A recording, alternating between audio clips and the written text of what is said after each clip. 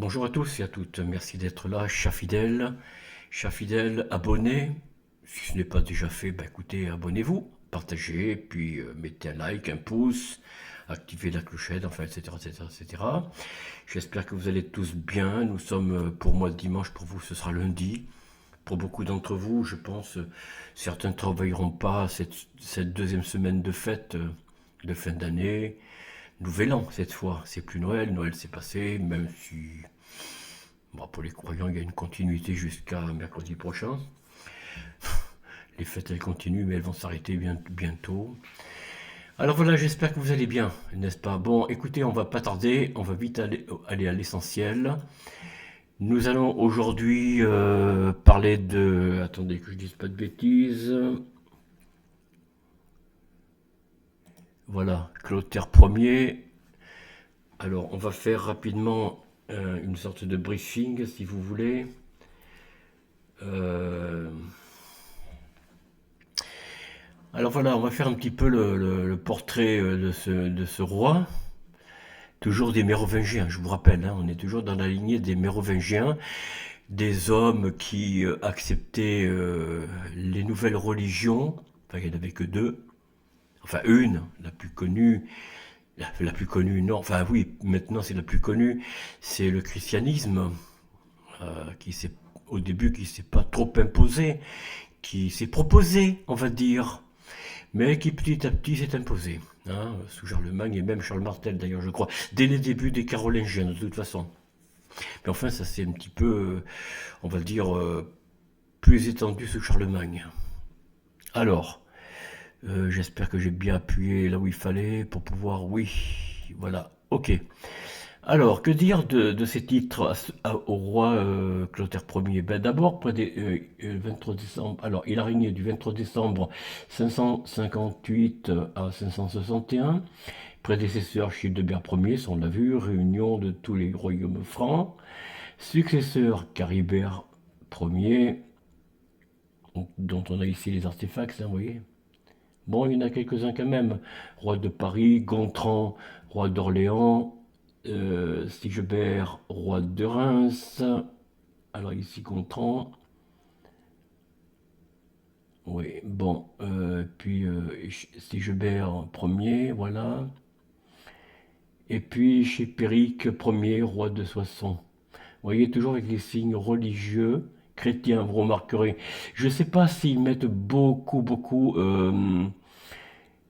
comment dire, les médaillons. Enfin, je ne vais pas trop passer mon temps à regarder les artefacts, mais je pense qu'ils ne sont pas compromettants, entre guillemets, pour la nouvelle religion. Enfin, nouvelle plus maintenant, hein, elle a quand même 2000 ans. Mais enfin, chez nous, elle a 1300, un peu plus de 1300 ans, elle s'est d'abord proposée, comme je vous l'ai dit, hein, ensuite imposée grâce au glaive de Charlemagne, peut-être de Charles Martel d'ailleurs. Bon, on verra bien, nous verrons bien. Alors, ensuite, il a été roi des Francs de Soissons, de 511 au 23 décembre 558, 47 ans, pas mal, hein. Prédécesseur Clovis Ier, division du royaume, successeur lui-même, réunion de tous les royaumes francs. Bon, roi des Francs d'Orléans, 524 au 23 décembre 568, combien? 34 ans. Prédécesseur Clodomir, division du royaume, successeur lui-même, réunion de tous les royaumes. Bon, on va pas chaque fois lire la même chose, hein. Alors, roi des Francs de l'Est, voilà. 555 au 23 décembre 558, 3 ans. Prédécesseur Thibaut, successeur lui-même, bon, etc. Alors, biographie, voilà, la biographie que voilà. Oh là, elle est longue, hein. Alors, titre complet, roi des Francs, 568-561. Pardon, non, 558, pardon, 561, roi de Soissons, 511-561, roi des Francs de l'Est, 555-561, roi d'Orléans, 524-561, roi de Burgondie, 534-558, roi de Paris et des Burgondes, etc. Dynastie mérovingienne, bon ça vous l'auriez compris. Date de naissance vers, toujours, hein, merci les religieux, 497. Enfin, remarquez, bon, après, bon, même les savants les plus sérieux, quand je dis les plus sérieux, c'est les différents historiens, parce qu'il n'y a pas eu que il n'y a pas que des religieux, heureusement d'ailleurs. Même si c'est la religion qui a dominé pendant très très très très très longtemps, et qui domine encore, hein, en grande partie, puisqu'ils ont écarté les véritables historiens, on va dire neutres. Lieu de naissance à Soissons, date de décès 30 novembre 561 ou 31 décembre 561, lieu de décès Compiègne, donc dans le pays des fromages, ou si vous préférez de l'Hexagone, sépulture Soissons, père Clovis Ier, mère Clotilde, voilà Clotilde, fratrie Thierry Ier, Hygomère, Glodomir, Childebert, Clotilde, conjoint Igon de Grandioc, Amégonde, qui c'est cette reine? Ah, Amégonde née en 1, d'accord. Schönstein, Radegonde, Vuldeltrad, enfant, alors là, il y en a quelques-uns, Gontier, Childéric, Caribert, Gontran, Sigebert, Clodozwint, Chilpéric, Cram ou Gram, je sais pas, Gondobald, non reconnu. Oh, bon. Voilà un petit peu le royaume de son époque, hein. Vous voyez. Ah non, c'est la division de la Gaule en 511. D'accord, bon. Alors, nous allons pas revenir sur le début, hein. Le tout début on l'a vu, fonctionnement des mariages et des successions, le mariage chez les Francs. Bah, chez les Francs, c'était les Mérovingiens quand même, hein, les Francs. Les Francs, c'est le peuple, hein. Comme les autres peuples, voilà, germains, pratiquent l'endogamie. Alors, qu'est-ce que c'est que l'endogamie?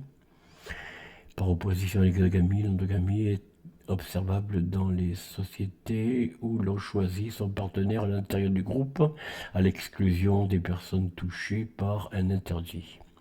Elle ne concerne jamais la famille, même si elle pousse à un mariage préférentiel dans le clan. Oui, bon. Voilà. La politique Mais je crois que je l'ai vu ça, non? Ben non, pourtant.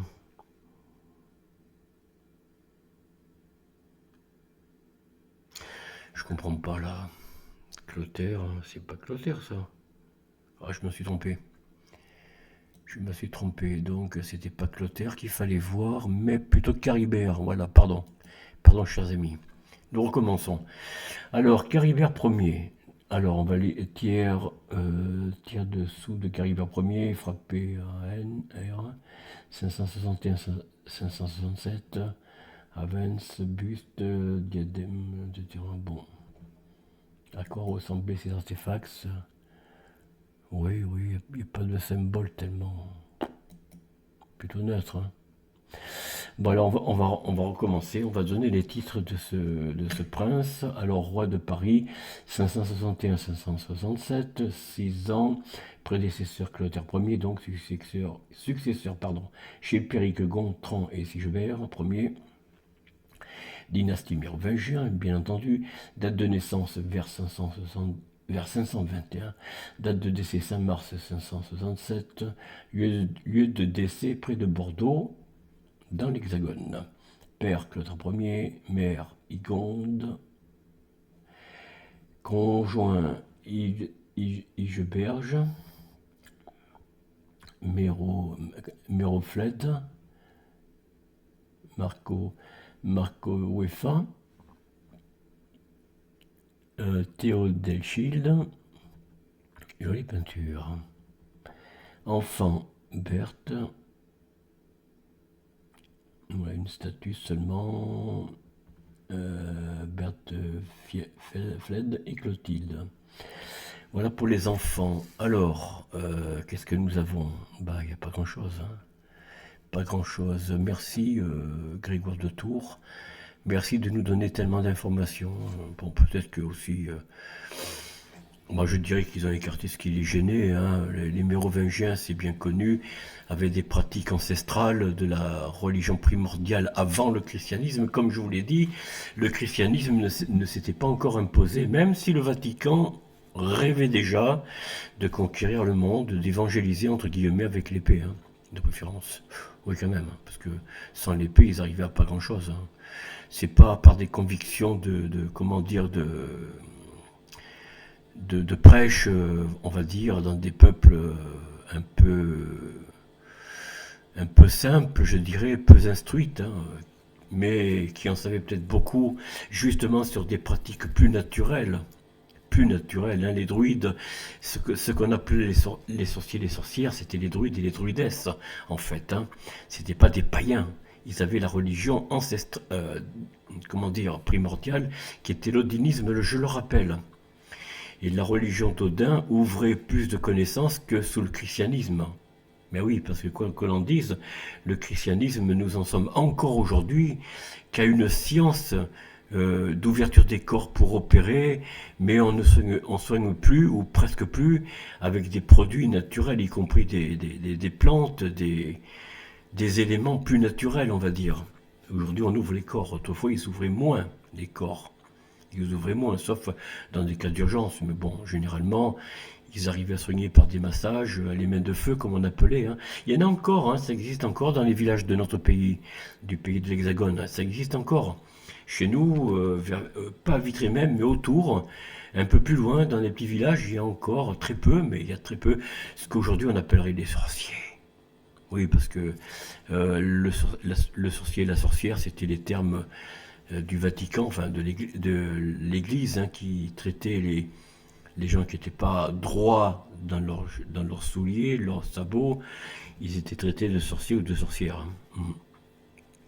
Les druides et les druidesses, bon, heureusement qu'il y a encore des gens qui arrivent à faire survivre un petit peu ces milieux, n'est-ce pas? Bref. Alors, le second partage du Regnum Francorum. Bon, on va pas trop s'étendre là-dessus, chers amis. J'ai passé un peu de temps là où je comptais pas en passer, mais j'ai pas fait attention. Alors, les déboires matrimoniaux, ben, le problème de la succession, hein, comme tout le temps, il y a des disputes entre membres d'une famille, d'une fratrie, parfois, bon, bref, ou d'une descendance, hein. Épouse et enfants, voilà, représentation dans les arts. Bon, télévision, tout ça, c'est pas intéressant, hein. Vous savez, les films, les livres d'histoire ou de la prétendue histoire, j'y crois guère. L'enfant des loups, tiens, je connaissais pas. Ah, de Philippe Moni avec Franck Desmarais dans le rôle de Caribert. Bon, enfin, il y a quand même eu des traces dans des œuvres qui n'existent plus. C'est des anciens films, hein, des films anciens que vous voyez très peu à la télévision, chers amis, si vous avez encore la télévision. Moi, je l'ai plus depuis très longtemps. Mais il est vrai qu'il passe des films, généralement, même d'ailleurs, je ne sais pas s'il passe des films de Rocambole, des choses comme ça, ou Thierry Lafronde, je ne sais pas encore. Mais des films de ce genre-là, historiques, alors là, ouh, je ne sais pas si ça doit beaucoup se trouver dans les chaînes. Et pourtant, il y a de multiples chaînes. Vous voyez, il y a un monsieur ce matin, bon là nous sommes le 20, attendez, bon le 29 décembre, vous verrez la vidéo le 30, il y a un homme qui me disait ce matin au café, là, à la boulangerie où je bois mon café le dimanche, oui, je suis d'accord avec vous, mais on se laisse dépasser, mais ça va tellement vite entre les informations, la science, les découvertes. Et il a raison. Il a raison. Vous voyez, en mettant des chaînes multiples sur le bouquet satellite, comme ils disent, en fait, ils vous dispersent, ils nous dispersent en espérant ne pas nous retrouver nous-mêmes, soi-même. Comme je le dis souvent, chers amis, apprenez votre histoire, apprenez l'histoire de nos princes depuis avant Clovis jusqu'à Louis XVI, et puis même passer par la Révolution si vous le souhaitez, hein, pour connaître votre histoire de la République jusqu'à aujourd'hui, 2024, enfin 2024, hein. Eh bien, apprenez à connaître votre histoire pour savoir d'où vous venez et où vous vous situez. Alors je sais bien, vous allez me dire, oui, mais Raymond, c'est gentil ce que tu dis, mais moi déjà je le sais. Ben ne dites jamais je sais, parce que même moi je ne sais pas. Je sais, j'ai appris certaines choses, mais j'ai encore beaucoup à apprendre et j'en découvre chaque jour, voyez-vous? Chaque jour j'en découvre, parce que non seulement je recouvre cette histoire des anciens régnants, bon, je suis passé bien sûr par certaines chaînes de vidéo, certaines chaînes notamment qui ont remis en cause à l'époque le christianisme, qui n'est pas la première religion de la Gaule, contrairement à ce qu'on veut nous faire croire. Et d'ailleurs, on nous dit toujours la Gaule gallo-romaine. On ne parle jamais de la Gaule gallo-gauloise. Jamais. Jamais. Vous ne trouvez jamais dans les livres d'histoire, dans la bouche de ceux qui, peut-être par naïveté ou autre, vous enseignent, chers amis qui êtes jeunes, qui êtes étudiants peut-être parmi ceux qui m'écoutent, on vous parle toujours de la civilisation gallo-romaine. Mais on ne vous parle jamais de la civilisation, pardon, gallo-gauloise. N'est-ce pas? On ne parle jamais des gallo-gaulois, ou gallo-gauloises, bien sûr, pour les femmes. Ces braves guerrières qu'on appelle les Valkyries dans la religion d'origine, qui est l'odinisme, je ne le répéterai jamais assez, la religion d'Odin, le dieu Odin avec son fils Thor, le marteau de Thor, la justice, mais ça, allez voir encore une fois Pagan TV au Lec de Normandie, vous en apprendrez beaucoup plus que je vous en dis là, surtout sur ces anciennes vidéos. Alors les dernières, bon, je ne sais pas, je vous laisse juge de la tournure qu'a pris sa chaîne. Moi, personnellement, je ne la suis plus trop, mais je garde à l'esprit que cet homme a fait un beau travail, même un travail unique en son genre. Ah oui, il faut le dire, unique en son genre. Historien indépendant, homme très instruit, ingénieur, c'était un ingénieur, c'était un homme très instruit, ayant de grandes connaissances. En plus, non seulement il a des connaissances sur le terrain, il s'est déplacé en Égypte, voir les pyramides, à Stonehenge, en Irlande, je crois, si je ne me trompe pas, ou dans les Pays-Bas. Enfin bref, il s'est déplacé dans des lieux historiques, des civilisations primordiales des Nordiques, des gens du Nord, c'est-à-dire la Bretagne, la Normandie, l'Irlande, l'Écosse, l'ex-pays d'Angle qui est devenu la Grande-Bretagne, bien sûr. Et toutes ces civilisations-là d'origine faisaient partie un petit peu de la civilisation gallo-celtique. Et oui, chers amis, et oui. Les habitants de la Gaule, c'était les Gaulois et les Gauloises, oui, mais il y avait les Celtes aussi. Les Celtes ont habité la Gaule depuis depuis le début. Enfin, depuis le début. Je ne remonterai pas jusqu'aux Atlants et aux Atlantes, qui étaient encore les ancêtres des Gaulois, des Celtes, et plus tard des Vikings. Les Vikings, c'est cette tribu, ce peuple qui a résisté à l'envahissement des Romains en quittant la Gaule, leur terre, pour aller se réfugier vers des terres où là, les Romains n'ont pas pu conquérir.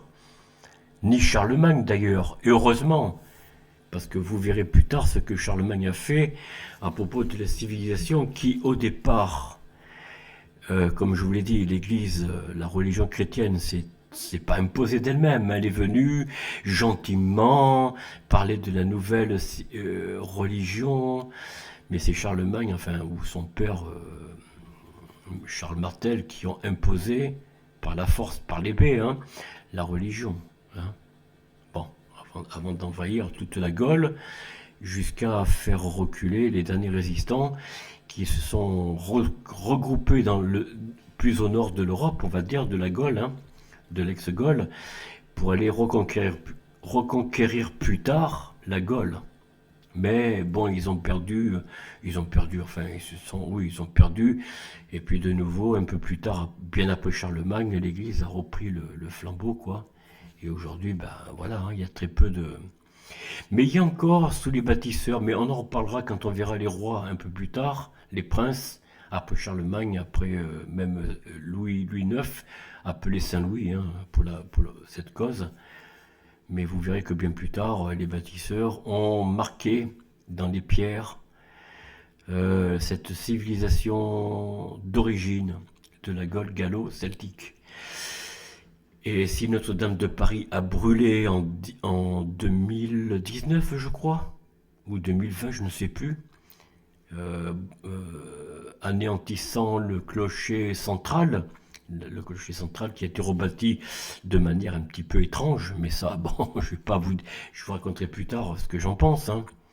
Mais lisez Victor Hugo sur Notre-Dame de Paris, vous verrez le langage qu'il emploie en sous-jacence, vous verrez ce qu'il dit sous la civilisation des chrétiens. Vous verrez, c'est pas triste. Il avait un sens de l'histoire, Victor Hugo, qui fait vraiment frémir, mais dans le bon sens, enfin en ce qui me concerne. Après, à vous de vous faire votre propre opinion, chers amis.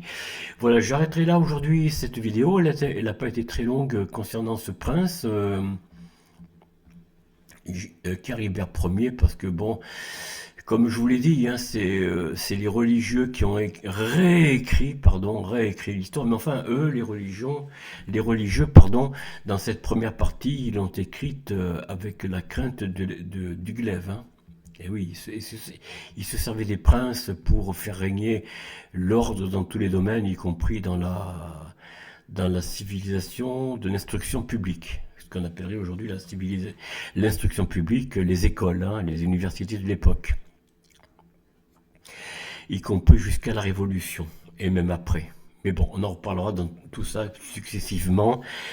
J'essaierai de vous parler à chaque fois que je rencontrerai un prince. Alors, ce que je peux vous dire, jusqu'à la fin des Mérovingiens, la religion primordiale a régné, c'est-à-dire la religion d'Odin, mais avec la bienveillance envers la nouvelle religion, ou les nouvelles religions, parce il y en a eu une, d'abord c'est le christianisme, et après le judaïsme, où je crois que c'est l'inverse, le judaïsme d'abord, puis le christianisme.